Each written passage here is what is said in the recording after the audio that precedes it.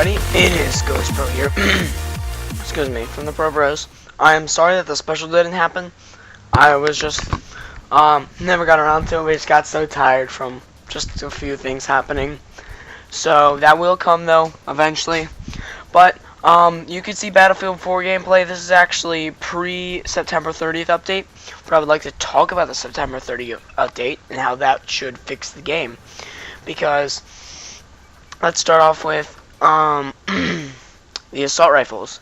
All of the assault rifles, if I remember correctly, and some other weapons are getting a damage reduction by 1 point, and you might be saying, oh my god, it's 1 point. But when they're doing 25 damage, 4 shots to kill. When you drop it to 24, and that would be 5 shots to kill, which makes a very big difference for those slower rate of fire weapons. And but with that, they gave some of those lower rate of fire weapons some buffs, some nerfs, just to balance out the guns a lot more.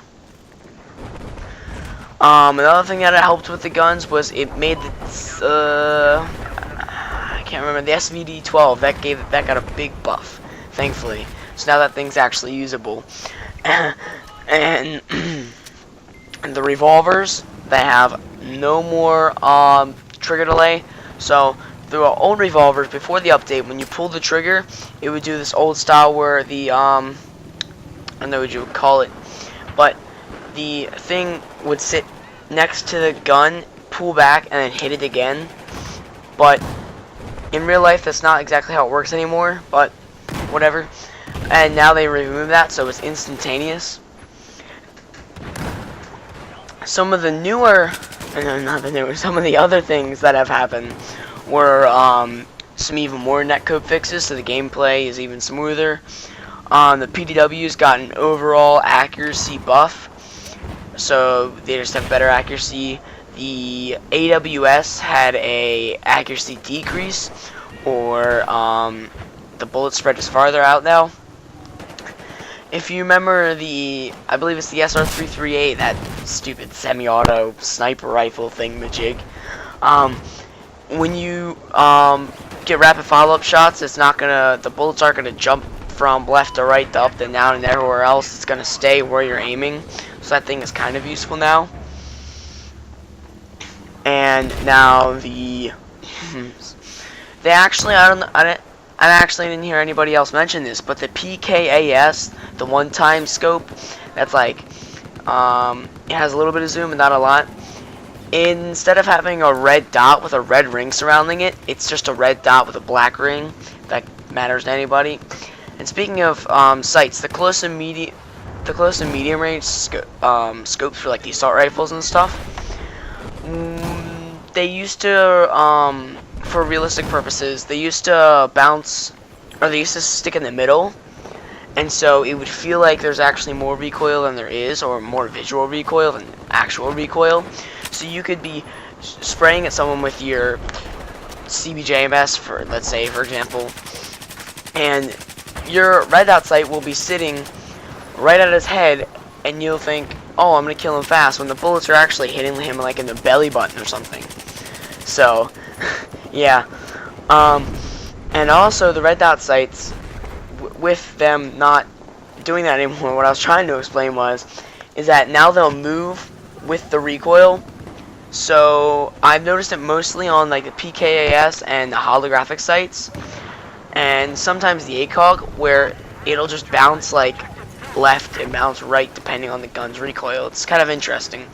And I believe just about every single weapon in the game that recoil matters to, side-to-side recoil has been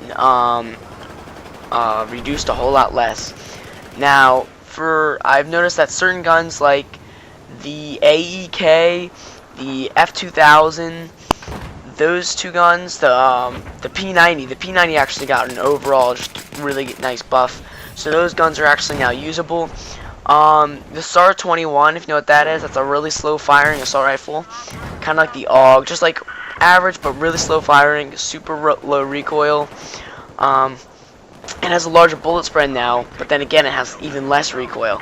So if you put like a compensator, a stubby grip, or an angle grip, like a red dot, and a laser, that thing virtually has no recoil. Anybody can use that gun. and now the acceleration is not there.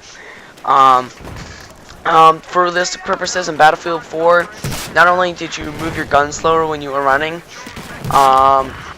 but you also would accelerate, kind of like what they did in Call of Duty Ghosts, where if you started running, it would take a second or two to get to top speed. Now it's almost instantaneous, which you'll have to get used to. Actually, it took me like half an hour to get used to, so it doesn't take that long, but it will take a couple of minutes to get used to. One more thing, the hit markers. I feel like personally that they're really fat and annoying now, because how far they shoot out is a lot farther than they usually are, and the white is thicker. Not a big fan of that, but that's just me. And the game is just a lot more complete. It's definitely playable. I was actually watching some other YouTubers about the update, and they were talking about how hopefully the people who left will come back. And I was looking in the comments, and they were having discussions about it.